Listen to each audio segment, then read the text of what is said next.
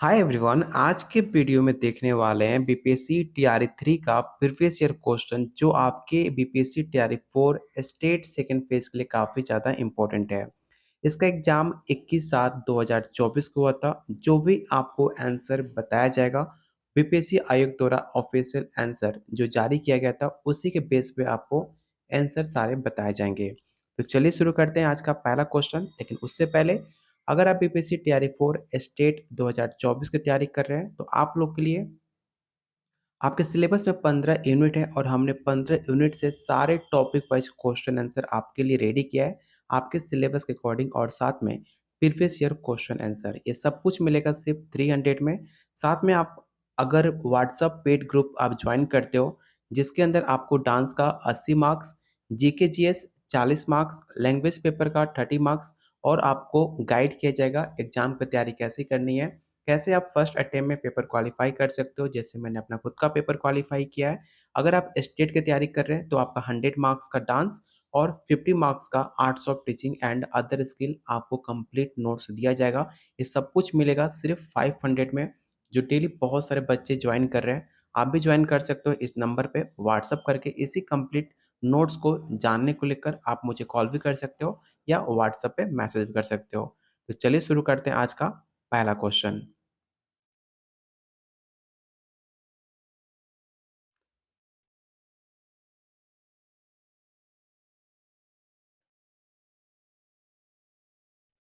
पहला क्वेश्चन है, लय के आधार पर शरीर के अंगों को हिलाने की क्रिया जो अभिनयहीन होती है उसे हम क्या कहते हैं। पहला ऑप्शन है नृत्य, नृत्य, नाट्य, एक से अधिक या इनमें से कोई नहीं। तो क्वेश्चन 71 का राइट आंसर होगा ऑप्शन नंबर बी। नाट्य वेद की रचना में 4 वेद होते हैं। पहला ऋग्वेद, दूसरा यजुर्वेद, सामवेद और अर्थवेद। इसको क्रम अनुसार लिया गया है। तो काफ़ी आसान क्वेश्चन है। अगर आपने पहले का वीडियो मेरा चेकआउट किया होगा उसमें मैंने क्वेश्चन को शामिल किया था प्रैक्टिस सेट में, जिसमें मैंने आपको बताया भी था कि अगर आप इसे रचना के आधार पर इसे क्रम अनुसार सजाते हो तो सबसे पहले पाठ्य, अभिनय, संगीत और रस आता है। तो ऑप्शन नंबर बी इसका राइट आंसर होगा। किस मुनि ने सबसे पहले संगीत के माध्यम से रामायण की शिक्षा लौह कुश को दी थी। पहला ऑप्शन है भरत मुनि, टंडु मुनि, वाल्मीकि, एक से अधिक या इनमें से कोई नहीं। इस क्वेश्चन को आप याद रखना। ये सवाल आपको यूपी में पूछा जा चुका है और आपके आने वाले एग्जाम में फिर से क्वेश्चन देखने को मिल सकता है, इसलिए इस क्वेश्चन को आप याद रखिएगा। इसका जो राइट आंसर होगा ऑप्शन नंबर सी होगा, वाल्मीकि मुनि। अचल स्वर किसे कहते हैं? ये सेम क्वेश्चन आप हमारे पेड नोट्स में जाकर चेकआउट कर सकते हो या मैंने यूट्यूब पे वीडियो कराया हुआ है डांस से रिलेटेड, उसमें सेम क्वेश्चन आपको देखने को मिल सकता है। और मैंने आपको बताया था अचल स्वर सा और प को कहते हैं। Option number B. भरत मुनि के कितने पुत्र थे? 1000, 100, 10, एक से अधिक या इनमें से कोई नहीं। तो याद रखिएगा भरत मुनि के टोटल 100 पुत्र थे। ऑप्शन नंबर बी इसका राइट आंसर होगा। टांडो कितने प्रकार के होते हैं? तो काफ़ी आसान क्वेश्चन है। टांडो टोटल आपके 7 प्रकार के होते हैं। कौन-कौन से होते हैं आप मुझे कमेंट बॉक्स में ज़रूर नाम बताना। हो सकता है कि आने वाले एग्जाम में आपके टांडो के प्रकार पूछ लिया जाए, जो मैंने अपने पेड नोट्स में आपको नोट्स में दिया भी है कि टांडो कितने प्रकार के होते हैं। अगला क्वेश्चन आपको बताना है कि देवलोक में विश्वकर्मा द्वारा निर्मित प्रेक्षागृह में सबसे पहले कौन सा नाट्य प्रस्तुत किया गया था। पहला ऑप्शन है दयासुर संग्राम, अमृत मंथन, दोनों, एक से अधिक या इनमें से कोई नहीं। और आप लोगों से रिक्वेस्ट है कि प्लीज वीडियो को लाइक एंड शेयर आप जरूर करना। तो इसका राइट आंसर होगा ऑप्शन नंबर बी, अमृत मंथन। अगला क्वेश्चन काफ़ी ज़्यादा डाउट था, बहुत ज़्यादा कन्फ्यूजन था इसको लेकर। बहुत सारे बच्चे ने बीपीएससी को ऑब्जेक्शन भी किया था इस क्वेश्चन के आंसर पे। बाद में इस बीपीएससी आयोग ने इस क्वेश्चन को डिलीट कर दिया था। क्वेश्चन था कि निम्नलिखित में कौन कथक के अग्रणीय नहीं है। रविंद्रनाथ टैगोर, उदय शंकर, बिरजू महाराज, एक सदी या इनमें से कोई नहीं। तो बीपीएससी ने इस क्वेश्चन को डिलीट कर दिया था, इस क्वेश्चन को हम स्किप कर देते हैं। अगला क्वेश्चन है, भारतीय शास्त्रीय डांस कितने प्रकार के होते हैं? इंडियन क्लासिकल डांस, काफ़ी आसान क्वेश्चन है, आपको पता होगा इंडियन क्लासिकल डांस कितने प्रकार के होते हैं? 7, 8, 5, एक से अधिक या इनमें से कोई नहीं। तो याद रखिएगा टोटल 8 प्रकार के भारतीय शास्त्रीय डांस होते हैं। ऑप्शन नंबर बी इसका राइट आंसर होगा। किस भारतीय शास्त्रीय डांस रूप में हिंदुस्तानी संगीत प्रणाली का प्रयोग किया जाता है? पहला ऑप्शन है भरतनाट्यम, कथक, कथकली, एक से अधिक या इनमें से कोई नहीं।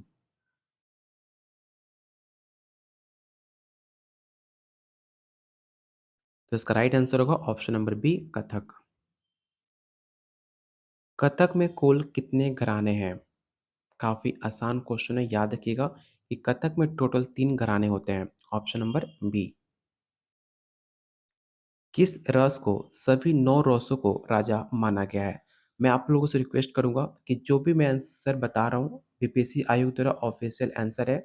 लेकिन अगर आप चाहते हो कि सेम क्वेश्चन मैंने कहाँ पे कराया हुआ है, तो आप जाकर मेरे यूट्यूब के डांस के प्लेलिस्ट में चेकआउट करना, आपको मैक्सिमम क्वेश्चन आपको मेरे प्लेलिस्ट में देखने को मिल जाएँगे, जो सेम डिट्टो क्वेश्चन आपके एग्ज़ाम में पूछा गया है। तो जाकर एक बार क्रॉस वेरीफ़ाई ज़रूर करना, जो मैंने अपने यूट्यूब चैनल पे आपको कराया हुआ है, उसमें सेम क्वेश्चन आपको देखने को मिल सकता है, जिससे आपको यकीन हो सके कि जो आपको कंटेंट दिया जाता है, वो आपके एग्ज़ाम में काफ़ी ज़्यादा डिट्टो क्वेश्चन और आपके एग्ज़ाम में काफ़ी हेल्पफुल होता है। तो याद रखिएगा क्वेश्चन 82 का जो राइट आंसर होगा ऑप्शन नंबर ए होगा श्रृंगार। भारतीय शास्त्रीय संगीत में विकृत स्वरों का प्रयोग सबसे पहले किसने किया था? सारनदेव ने, नारद ने, भरत ने, एक से अधिक या इनमें से कोई नहीं। तो याद रखिएगा सारनदेव ने पहली बार भारतीय संगीत विकृत स्वरों का प्रयोग सबसे पहले इन्होंने किया था। इस क्वेश्चन को याद रखिएगा, ये सवाल फिर से आपके पेपर में देखने को मिल सकता है। निम्नलिखित में कौन सा हास्य का प्रकार नहीं है? पहला ऑप्शन है विहासिता, ऑप्शन बी है उपहासिता, अतिहासिता, एक से अधिक या इनमें से कोई नहीं।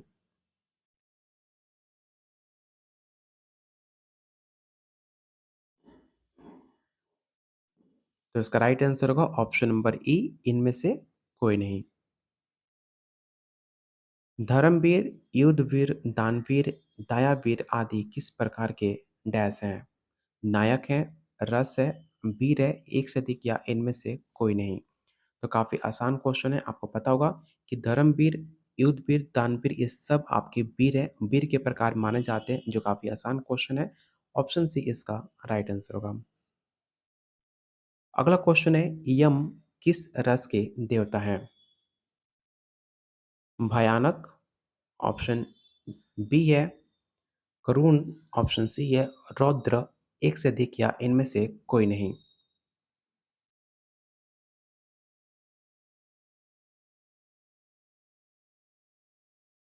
तो इसका राइट आंसर होगा ऑप्शन नंबर डी, एक से अधिक। अगला क्वेश्चन आपको सही मिलान करना है, तो चलिए पहले इसका हम सही मिलान कर लेते हैं। पहला ऑप्शन है विव तसा, ठीक है? विव जो तसा है आपका, इसका सही मिलान होगा संकुचित से। सेकंड ऑप्शन है करुण, करुण एक शिथिल होता है। जो भयानक है, भयानक एक भय का कारण माना जाता है, और जो अद्भुत होता है, एक तरह का आश्चर्य होता है। तो पहला 1 का डी होगा, 1 का सी होगा, 1 का सी, और 1 का सी आपके 2 ऑप्शन में दे रहा है, ए और बी में।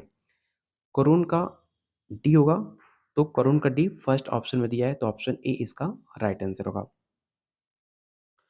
सेम क्वेश्चन मैंने इस प्रैक्टिस सेट में आपको कराया हुआ है, जाकर आप एक बार प्लीज़ चेकआउट करना, जिससे आपका यकीन हो सके, जिससे आप प्रैक्टिस कर रहे हो, आपके एग्ज़ाम में काफ़ी ज़्यादा इम्पोर्टेंट साबित होगा।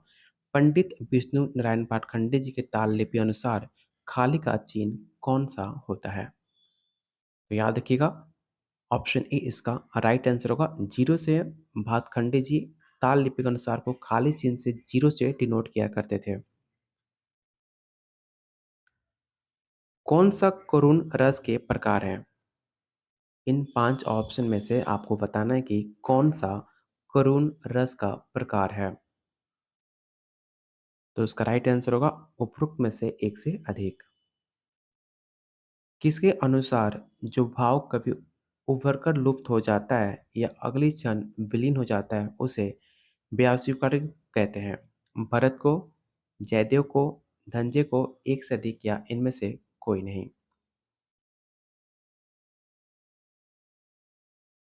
तो उसे हम कहते हैं भरत, ऑप्शन नंबर ए।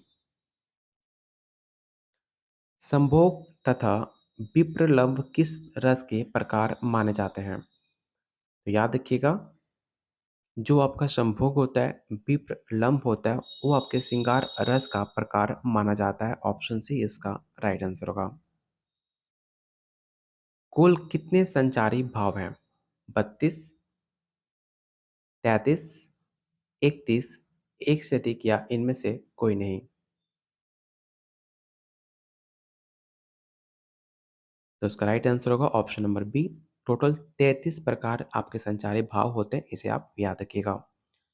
स्वरों को चढ़ते क्रम को क्या कहते हैं? जब आपका जो स्वर होता है, जो आपको चढ़ते क्रम में, उसे हम किस नाम से जानते हैं, आपको ये बताना है। और काफ़ी आसान क्वेश्चन है। इसे कहते हैं आरोह। अगर आपका स्वर घटते क्रम होता, उसे कहते हैं अवरोह, बढ़ते क्रम को कहते हैं आरोह। जो काफ़ी आसान क्वेश्चन है, इसे तो आप आसानी से आंसर बता सकते थे। क्वेश्चन 94 है, कांता दृष्टि किस रस का अनुसरण करती है? तो इसका राइट आंसर होगा ऑप्शन नंबर बी, श्रृंगार का। मुख्य रसों को पहचानिए जो अन्य रसों का स्रोत माना जाता है। इस क्वेश्चन को ध्यान से ऑप्शन को रीड करना, क्योंकि इसमें काफ़ी बच्चे गलती किए थे, कंफ्यूज भी थे। तो ऑप्शन को एक बार ध्यान से देखिएगा और मुझे बताइए क्वेश्चन 95 का राइट आंसर क्या होगा।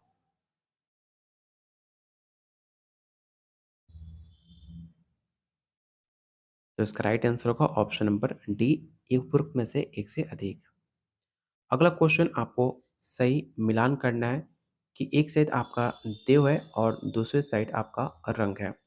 चलिए इसका सही मिलान कर लेते हैं। पहला ऑप्शन है बुध।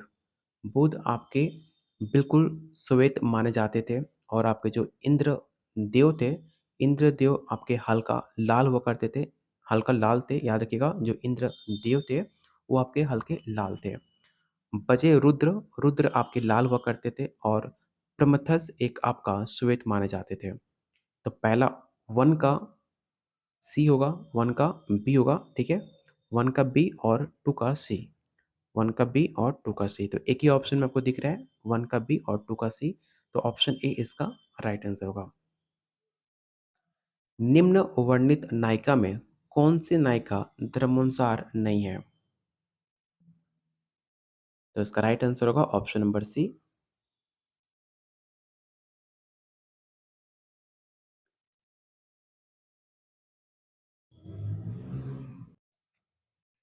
सारनदेव के संगीत रत्नाकर में कौन सा अध्याय में नृत्य के बारे में जानकारी मिलती है? इस क्वेश्चन को याद रखना। ये सेम क्वेश्चन आपको केबीएस में पूछा जा चुका है। पहला ऑप्शन है 4, 3, 7, एक से अधिक या इनमें से कोई नहीं? तो इसका राइट आंसर होगा ऑप्शन नंबर सी, 7। जो नायिका अपने नायक के साथ झगड़ा करने के बाद भी गालिन का अनुभव करती है, वो नायिका कौन हो सकती है? तो इसका राइट आंसर होगा ऑप्शन नंबर सी। भारतीय संगीत में कुल कितनी श्रुतियाँ मानी गई हैं? ये सेम क्वेश्चन मैंने अपने प्रैक्टिस सेट में आपको करा चुका हूँ, जाकर आप एक बार ज़रूर चेकआउट करना। याद रखिएगा कि भारतीय संगीत में टोटल आपकी 22 श्रुतियाँ मानी गई है। अगला क्वेश्चन है, ज्योत्ना विसारिका नायिका अपने नायक को डैश जाती थी? दिन में मिलने जाती थी, पूर्णिमा की रात को मिलने जाती थी, अमावस्या की रात मिलने जाती है या एक से अधिक या इनमें से कोई नहीं?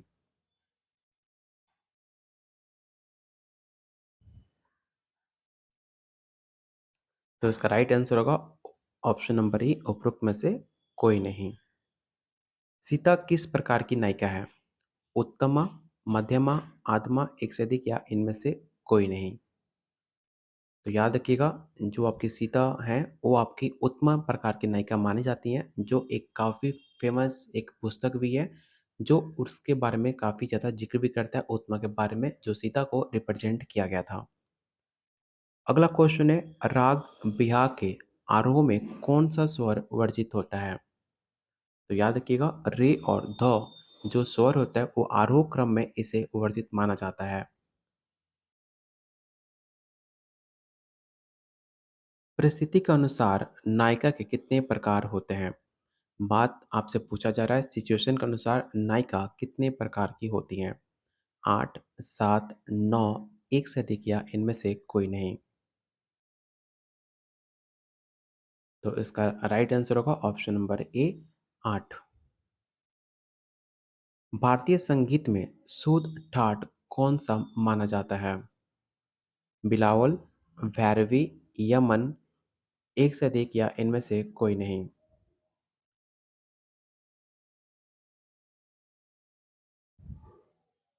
तो इसका राइट आंसर होगा ऑप्शन नंबर ए, बिलावल ठाट। आत्मा नायक किसका उदाहरण देना है? आपको आत्मा नायक का एक उदाहरण पेश करना है। पहला ऑप्शन है राम, रावण, कंस, एक से अधिक या इनमें से कोई नहीं। तो इसका राइट आंसर होगा एक से अधिक, क्योंकि इसमें राम और कंस, रावण तीनों शामिल आ सकते हैं।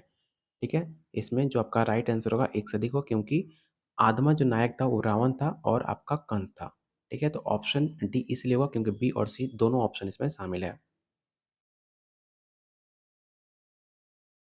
जब कोई स्वर शुद्ध अवस्था से नीचे होता है तो उसे हम क्या कहते हैं?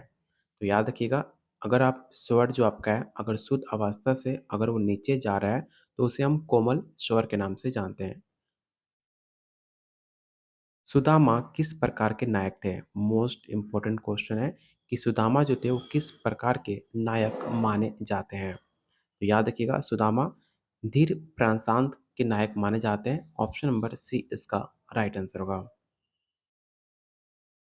ठुमरी गीत शैली प्रायः कौन से राग में गाई जाती है? यमन, बिलावल, भैरवी, एक से अधिक या इनमें से कोई नहीं। तो इसका right answer option number C होगा। नायक के साथित्व गुण कितने हैं? 8, 9, 10, एक से अधिक या इनमें से कोई नहीं।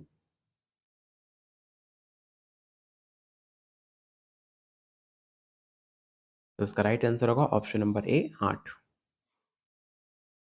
भारत मुनि ने नृत्य से संबंधित कौन-सा संस्कृत ग्रंथ लिखा हुआ है? ये सवाल काफ़ी इम्पोर्टेंट है, इसे आप ज़रूर याद रखना। ये सवाल फिर से आपके पेपर में देखने को मिल सकता है।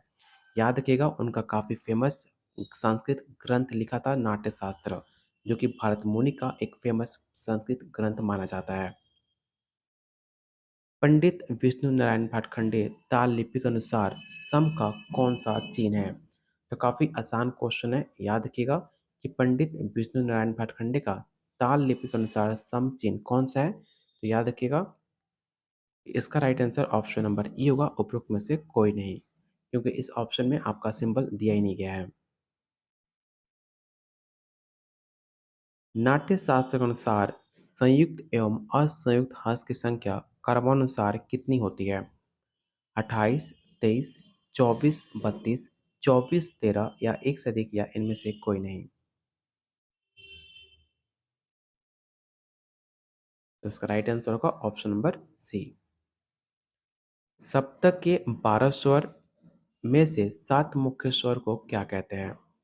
काफ़ी आसान क्वेश्चन है, या ध्यान से ऑप्शन को देखना कि सप्तक में टोटल 12 स्वर होते हैं, उसमें से 7 स्वर को क्या कहते हैं? तो याद रखिएगा, 7 स्वर को हम कहते हैं शुद्ध स्वर, ऑप्शन नंबर बी।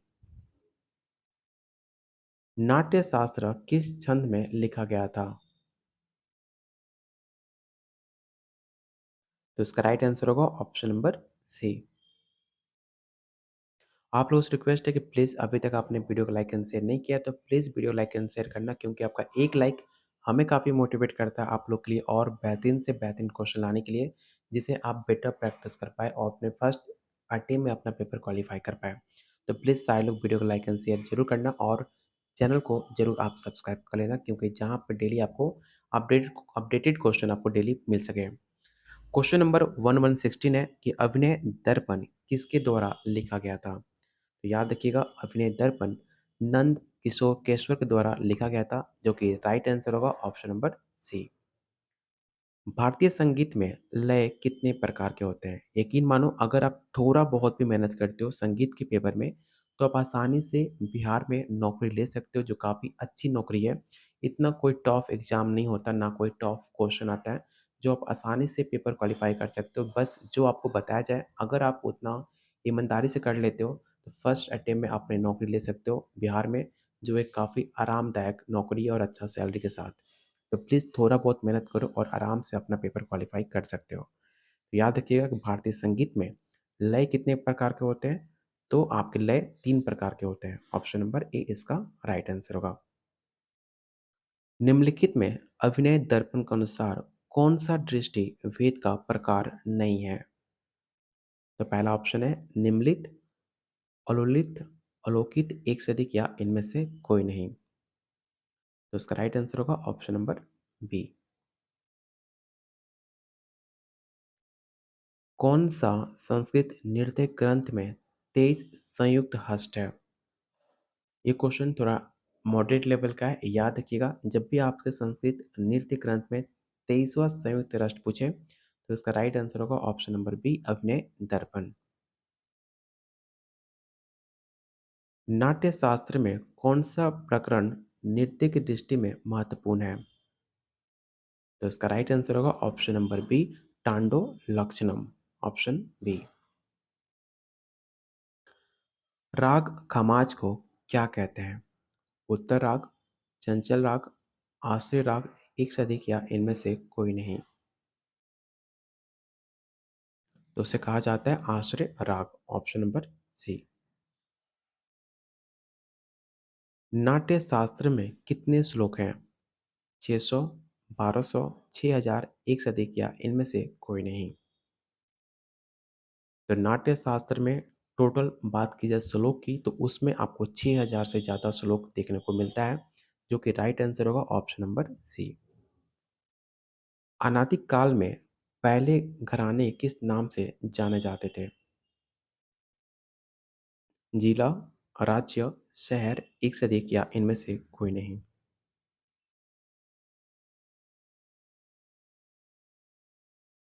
तो इसका राइट आंसर होगा ऑप्शन नंबर सी, शहर के नाम से जाने जाते थे। कला क्षेत्र की स्थापना किसके द्वारा की गई थी? इसे रट्टा आप जरूर मान लेना कि कला क्षेत्र की स्थापना रुक्मणी देवी अरुंडल के द्वारा की गई थी। तो ऑप्शन नंबर इसका ए राइट आंसर होगा। निम्नलिखित में जयपुर घराने का गुरु का नाम लिखिए। काफ़ी आसान क्वेश्चन है। अगर आपने घराने से कोई भी पेपर उठा कर देख लो, चाहे टीआरई 1 हो, टीआरई 2 हो, चाहे स्टेट हो, घराने से आपको 3 से 4 क्वेश्चन हमेशा आपके एग्जाम में पूछे जाते हैं और मैंने ऑलरेडी इस पे एक प्रैक्टिस सेट भी बनाया हुआ है। तो याद रखिए, जब भी आपसे घराने के बारे में पूछे कि जयपुर घराने का गुरु का नाम क्या था, तो नाम याद रखिएगा, Pandit Narayan Prasad. Option number C. Raga Bihag के वादी स्वादी क्या है? तो इसका राइट आंसर होगा ऑप्शन नंबर ए, ग और नी। आ- आप जाकर प्रैक्टिस सेट चेकआउट करना, उसमें आपको 50 से ज़्यादा आपको क्वेश्चन डिक्टो मिल सकते हैं मेरे प्रैक्टिस सेट में। अगला क्वेश्चन है, मीनाक्षी सुंदरम पिल्लई भरतनाट्यम डांस शैली में किस बानी से जुड़ी हुई हैं? तो इसका राइट आंसर होगा ऑप्शन नंबर बी।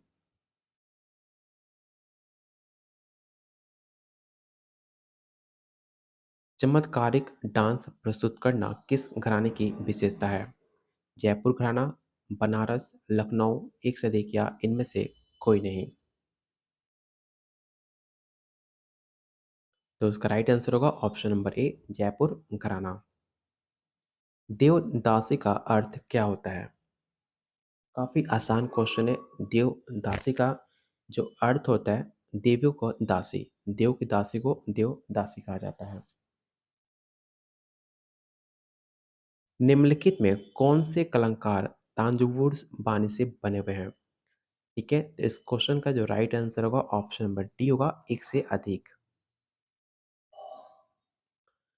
कौन से साल में राज्य के आधार पर घरानों की स्थापना हुई है? इस क्वेश्चन को आप रट्टा जरूर मार लेना। ये सवाल हर बार आपके एग्जाम में रिपीट होता है कि कौन से साल में राज्य के आधार पर घरानों की स्थापना हुई थी। वो टाइम था 1895 का, ऑप्शन नंबर सी।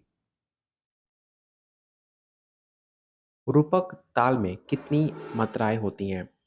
7, 9, 10, एक से अधिक या इनमें से कोई नहीं? तो इसका राइट आंसर होगा ऑप्शन नंबर ए। परण की रचना किसके बोलों के आधार पर की जाती है? तबला, पखावाज, डांस, एक से अधिक या इनमें से कोई नहीं? तो इसका राइट आंसर होगा ऑप्शन नंबर बी। अरगुजी और खरगोजी महाराज किस घराने से बिलोंग करते हैं? जयपुर घराना, रायगढ़, लखनऊ, एक से अधिक या इनमें से कोई नहीं? तो याद रखिएगा, दोनों महाराज आपके लखनऊ घराना से बिलोंग करते हैं, जो कि राइट आंसर होगा ऑप्शन नंबर सी। राग काफ़ी का गायन का समय क्या था? याद रखिएगा कि काफ़ी का गायन का समय बार-बार आपके एग्ज़ाम में पूछे जाते हैं। 2 से 3 सवाल आपको ऐसे देखने को मिलेंगे, जो गायन का समय हमेशा पूछ लिया जाता है। इसलिए इस पे मैंने already top 50 question practice set में बनाया हुआ है, उससे भी आप जाकर एक बार ज़रूर प्रैक्टिस करना। जिन्होंने भी पेड नोट्स लिया हुआ है, आपको कंप्लीट नोट्स में सब कुछ दिया गया है, जाकर एक बार अच्छे से उसे प्रैक्टिस करना। कोई भी क्वेश्चन बिल्कुल मिस मत करना, जिससे आपको बाद में अफ़सोस करना पड़े। इसलिए सारे क्वेश्चन आप अटेम्प्ट ज़रूर करना। तो क्वेश्चन 135 का जो राइट आंसर होगा ऑप्शन सी होगा, मध्य रात्रि। किस घराने को पहले जानकी प्रसाद घराने के नाम से जाना जाता था?